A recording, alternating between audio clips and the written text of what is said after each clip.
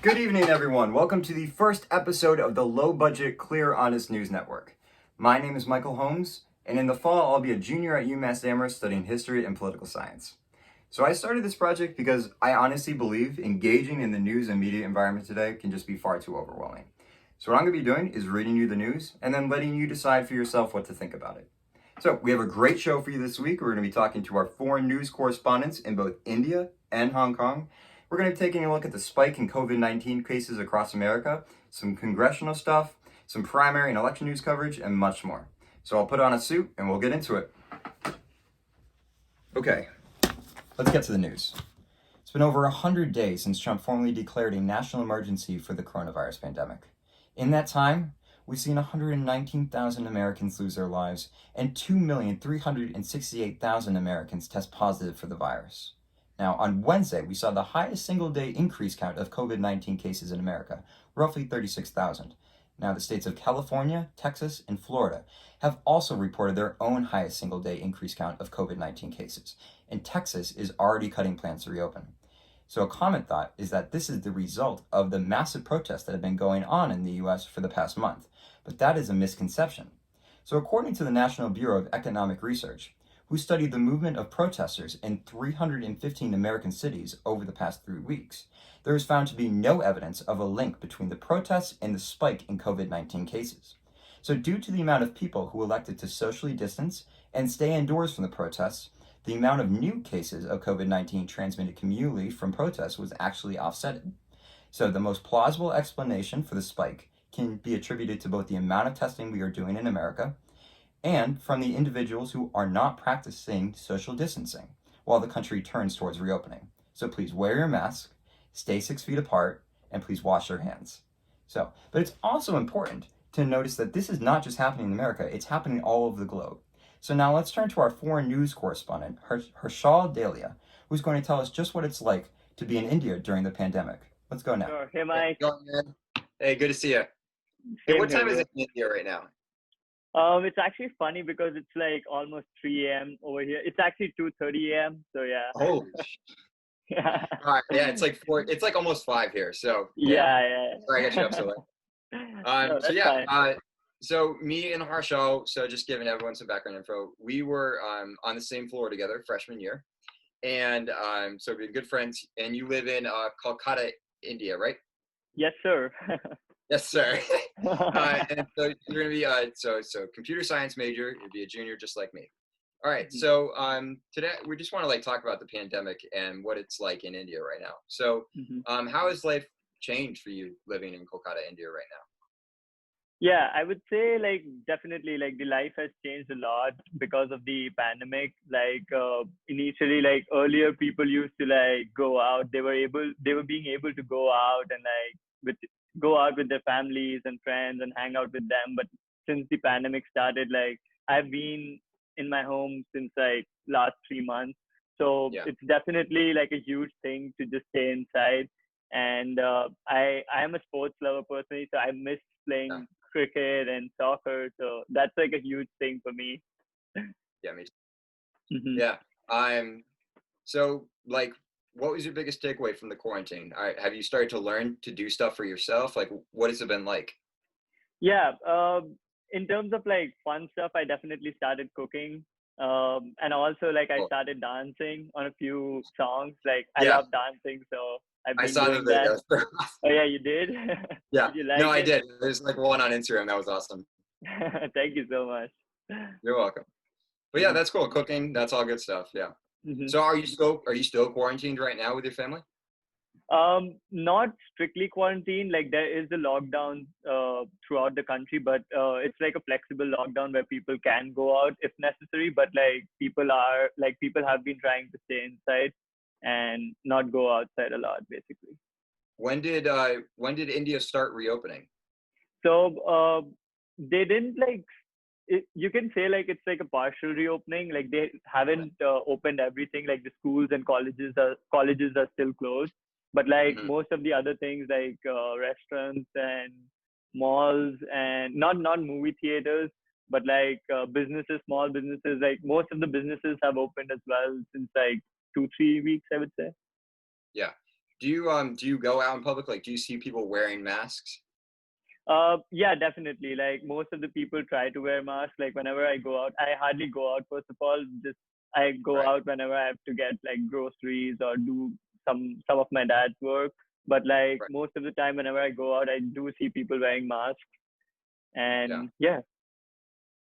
So like, how is the government's job of reopening and handling the pandemic been seen in the Mhm. public sphere? Like, is it been criticized, supported? Uh, I would maybe like say that the government has been doing a good job, definitely considering the population of India, like 1.3 billion people, like it's a lot to handle. So considering that, I would say like the government under under our Prime Minister Narendra Modi has been doing a great job. And yeah, people have been, I would say people have been supporting the government as well, and they have been liking what they have been doing. Yeah, yeah. So is there like any talk, any worry about resurgence, second wave? Do you see that often, or not so Uh, much? I wouldn't say that, just because like, so considering the cases in India, like the confirmed cases is like 473,000 confirmed cases, and out of which 272,000 people have already recovered. So considering that, it's like almost like a 60% recovery rate. So Oh wow. Okay. and also like the difference between the confirmed cases and the recovered cases has remained constant for a while. So I would say like there might be like a constant wave going on, and I hope so that there isn't a second Yeah, me too, man. wave. Hmm. Hey, well, it's been great talking to you. Thank you so much for taking the time to meet with me. And you're my first foreign news correspondent for LBC. Thank you so I'm much, so bro. happy. I'm glad you asked. Thank you so much. Yeah, of course, Harshal. All right, man. Thank you. So I'll talk to you later, man. Have a good day See you, bro. See or you. good night. Yeah. All right, I'll see you, man. Bye. Bye. I want to once again thank our foreign news correspondent, Harshal Dhelia, for that amazing interview. So let's turn into some election news. This past week, we saw primaries happen where there were upsets, predictable outcomes, races that were just too close to call, and also warnings for the future. So in North Carolina, in the Republican primary, we saw Madison Cawthorn beat Linda Bennett, a candidate who was backed by the Trump White House in an election to fill Mark Meadows' House seat. Now, for the race in New York District 16, Jamal Bowman still has a lead over 16-year term Democrat Elliot Engel. However, results are expected next week, as mail-in ballots are still being counted. Now, for New York District 14, we saw Alexandria-Ocasio-Cortez ward off against 3 primary challengers in order to win her Democratic primary seat. Now, in Kentucky, the race is just still too close to call in the Democratic primary between Charles Booker and Amy McGrath. Now, the winner of that will now go and face off against Senator Mitch McConnell in the November election. Now, also in Kentucky, there's something interesting to talk about, and that's the warnings for the future elections. Now, we saw long lines, fewer poll workers, fewer polling stations, and even people missing those deadlines for voting in person because they were so stuck. Now, we really need to expand absentee voting if we want to ward off these problems in the future, and especially in the November election, because that's coming up very soon. So now, let's talk about in the presidential election, Joe Biden, the presumptive Democratic nominee for president, leads Trump by an average of 9.6 points, according to the average of national polls taken by 538 polling. Now, the Biden campaign is also still very deep in their vetting process for a VP candidate, as Congressional Black Caucus Chair Karen Bass was recently added to a group of potential running mates being vetted. So far, both campaigns, the Trump and Biden campaigns, have agreed to 3 debates in the fall before the election, September 29th, October 15th, October 22nd, and a vice presidential debate on October 7th. Now that should do it for our election news. In other news, on Wednesday, 3 men who are accused of being involved in the death of Ahmaud Arbery on February 23rd were finally indicted by a grand jury. Also on Wednesday, Senate Democrats blocked a GOP police reform bill and are expected on Thursday to pass their own version of that bill in the House. It was blocked in the Senate by Senate Democrats because it didn't do enough to curb officers' legal protections such as qualified immunity. Now, we're finally going to turn to Hong Kong as we talk to our foreign news correspondent Ryan Yip to discuss the national security law that was recently passed by China. Let's go now. So before we go to Ryan, I just want to give you some background information. He's going to be a senior at the Chinese University of Hong Kong, studying environmental science. and he was my roommate sophomore year when he was on academic exchange from Hong Kong. So before we get into what the national security law is, I just want to give some background information about what Hong Kong is. So, Ryan, what does it mean to have a one country, two systems, and when is this supposed to end for Hong Kong? So Hong Kong is a special administrative region upholding the value of one country, two systems, and it is actually very crucial for the preservation and protection of our basic human rights in Hong Kong. Also, it is very important for our independence of legislative, judicial, and executive functions in comparison to China counterparts. So it also, it actually has a certain degree of political and economical independence as well. And according to the 50 years no change principle, actually this one country, two systems is supposed to end by 2047. Wow. So what does this national security law passed by China mean? Like, what freedoms does it restrict? Well, in short, I would say national security law is a law passed from China to Hong Kong as well, but without the intervention of it.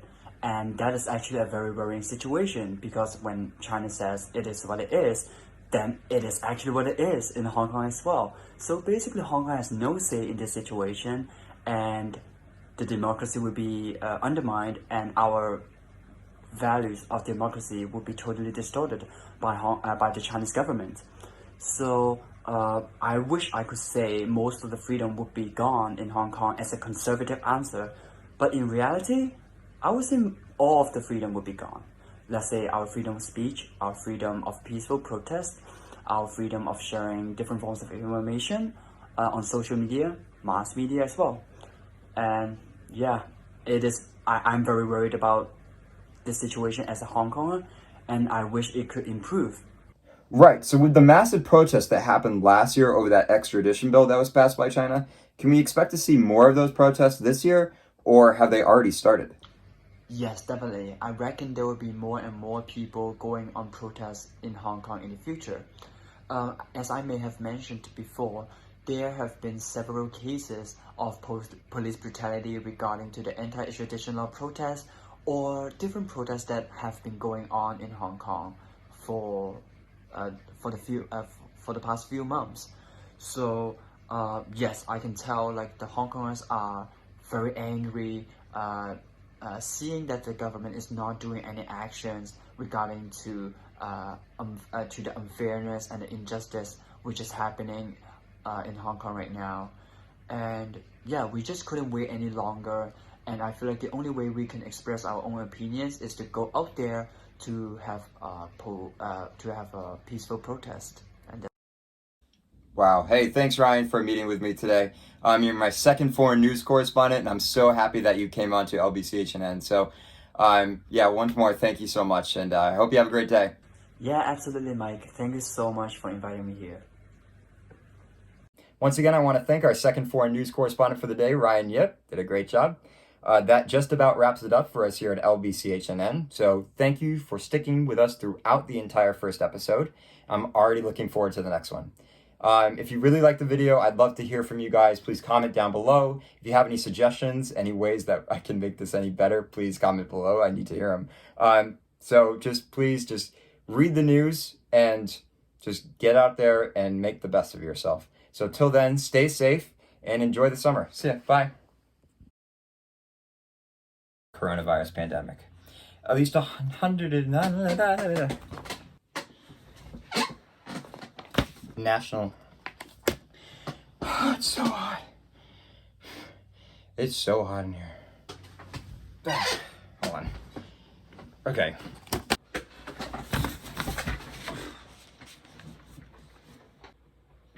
Okay. Oh.